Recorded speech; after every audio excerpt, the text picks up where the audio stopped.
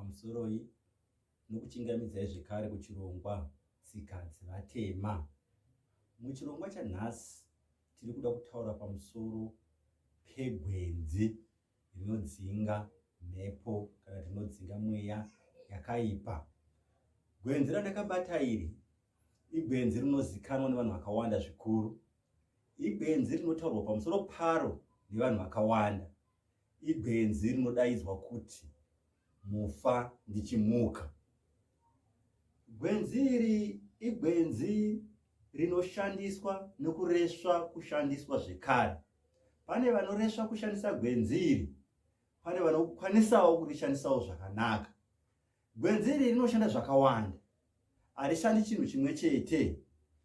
Rinokwanisa kushanda mukurapa zvirwere, rinokwanisawo zvekare kushanda mukudzinga mweya yakaipa.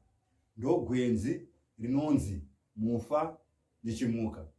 Nhasi toda kutarisa divi rimwe chete pamusoro pegwenzi iri rekudzinga mweya yakaipa. Kana tine gwenzi iri tichida kudzinga mweya yakaipa, tinorishandisa sei? Ngatizivei zvekare kuti patinogeza negwenzi iri, gwenzi iri harisiro remhando yepamusoro-soro ringadzinga mhepo kana mweya iya yakanyanya kuipa kana kushata. Mweya yakanyanya kusimba inenge ichidawo makwenzi akasimba. Asi igwenzi ratinogona kushandisawo pano neapo pakuti zvinhu zvedu zvireruke, nzira dzedu dzivhurike. Asi harisi gwenzi repamusoro-soro, nokuti rinotaurwa pamusoro paro mune zvakawanda-wanda. Vamwe vanoti chero ukarambwa nemurume unokwanisa kushandisa gwenzi iri, zvinhu zvako zvikawa unokwanisa kushandisa gwenzi iri. Ngatizivei kuti rinoshanda pazvinhuwo zviri nani, pamweya iya yakaipa iri nani, pamatambudziko ari nani. Matambudziko makuru akaita sekuputsika kwemba, zvichikonzerwa nedzimwe mhepo dzatinadzo mumadzinza dzakasimba, mhepo dzinenge dzichida kuripwa, mhepo dzedzinza. Matambudziko akaita seiwawo anenge akudawo makwenzi epamusoro-soro. Ngatichitarisa kuti gwenzi iri tikarishandisa sei. Kana tichida kushandisa gwenzi iri rinonzi Mufandichimuka pakudzingawo dzimwe mhepo dzingava dzinotivhiringidza, tichida kuitawo zvimwe zvinhu zvatingada kuita. Kana tichida kugeza negwenzi iri, tinongogura, hatirishandisi rese, tinongogurawo kariwo kabandi katinogura kegwenzi iri, katinobvisa kubva pagwenzi rakakura, togurawo kari kabandi kegwenzi iri. Ngatichiona kuti kana tagura kari kabandi, tinokashandisa sei kabandi katinenge tagura kaya kuti katiitirewo zvakanaka pane zvatinenge tiri kuda kuita.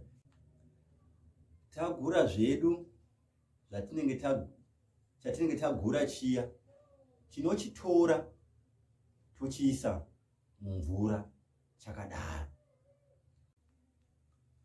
Kana tichinge tachiisa mumvura, tinochisiya chogara chiri mukati memvura, tichingotarisa kuti pane shanduko here yakuitika pachitanda chiya chatinge tagura chine mashizha acho. Kana takuona chitanda chiya chakutanga kuchinja ruvara, mashizha acho akutanga kuchinja ruvara, chakutora ruvara rwakanosvibira kana kuti green, tinobva taziva kuti chitanda chedu nemvura yedu iyo yatichada kugeza inenge yanaka. Kana tichinge taona kuti chitanda chedu chakutanga kusvibira, chakuchinja ruvara, chakuita green, chinenge chanaka, mvura inenge yakuchida kugezwa. Asi hatingomanyi kunogeza zvakadaro. Pane mumwe mushonga unoda kuti uwedzerwe mumvura iyi. mushonga watinodaidza kuti masunungure. Zvino takuchisa masunungure mumvura yedu kuti tichinogeza.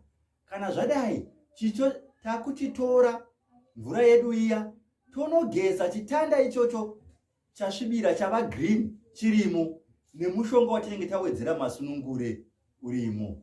Tonogeza tichitaura, tichidzingawo mhepo, tichipopota kumhepo dzakaipa kuti dzibve patiri. Ndiko kushanda kunoita gwenzi rinonzi Mufandichimuka. Ndatenda. Ndini sekuru venyu, sekuru Makwenzi.